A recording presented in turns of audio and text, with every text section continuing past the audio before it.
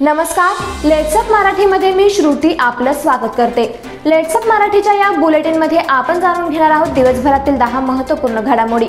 यामध्ये आजच्या ठळक बातम्या आहेत ते म्हणजे पावसासंदर्भात यामध्ये मान्सूनची अद्याप देखील हजेरी कायम आहे राज्यामध्ये। त्याचबरोबर घटस्थापनेपासून म्हणजे 7 ऑक्टोबरपासून राज्यात धार्मिक स्थळे खुली होत आहेत। यामध्ये काही मंदिरांसाठी नुकतीच नियमावली देखील जाहीर करण्यात आली आहे।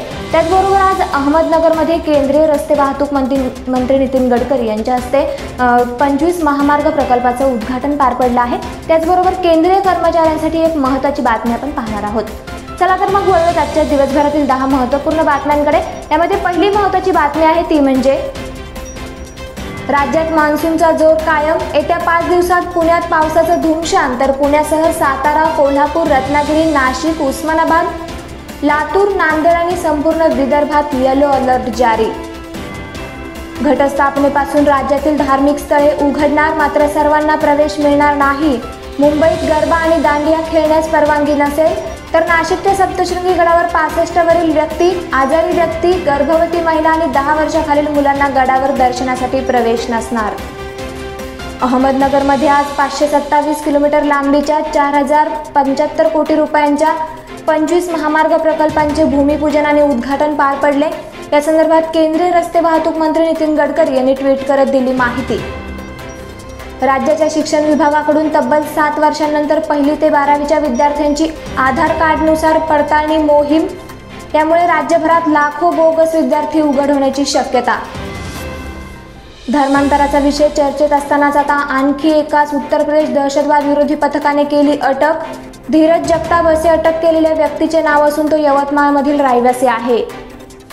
गांधी जयंतीनिमित्त लेहमध्ये जगातील सर्वात मोठ्या खादीच्या तिरंग्याचे अनावरण। लडाखचे उपराज्यपाल RK माथुर यांच्या हस्ते केंद्रशासित प्रदेशात झाले अनावरण। हा ध्वज मुंबईतील कंपनीने बनवला आहे। केंद्रीय कर्मचाऱ्यांसाठी मोठी बातमी, सरकारने नामनिर्देशित व्यक्तीशी संबंधित नियम बदलले। केंद्रीय कर्मचारी कर्तव्य बजावताना मृत्युमुखी पडल्यास कर्मचाऱ्याच्या कुटुंबातील ज्याला नॉमिनी करण्यात आले त्या व्यक्तीला एक रकमी भरपाई मिळणार। भारताने 90 कोटी कोरोना लसीकरणाचा टप्पा केला पार। अद्याप राज्ये केंद्रशासित प्रदेशांमध्ये लसीचे 5.28 कोटींपेक्षा जास्त डोस उपलब्ध। केंद्रीय आरोग्य मंत्री मनसुख मांडविया यांची माहिती। गेल्या 3 दिवसांपासून सातत्याने पेट्रोल आणि डिझेलच्या किमतींमध्ये वाढ। सामान्यांचं आर्थिक गणित अजून बिघडलं। मुंबईत पेट्रोल 108 रुपये 19 पैसे प्रति लिटर, तर डिझेल 98 रुपये 16 पैशांवर पोहोचलं। पंजाबचे नवनियुक्त मुख्यमंत्री चरणजीत सिंग चन्नी यांनी घेतली दिल्लीत पंतप्रधान नरेंद्र मोदी यांची भेट। 3ही कृषी कायदे रद्द करण्याची केली विनंती। केंद्राने आता शेतकऱ्यांच्या प्रश्नांचा निपटारा करण्याची गरज असल्याचं देखील सांगितलं।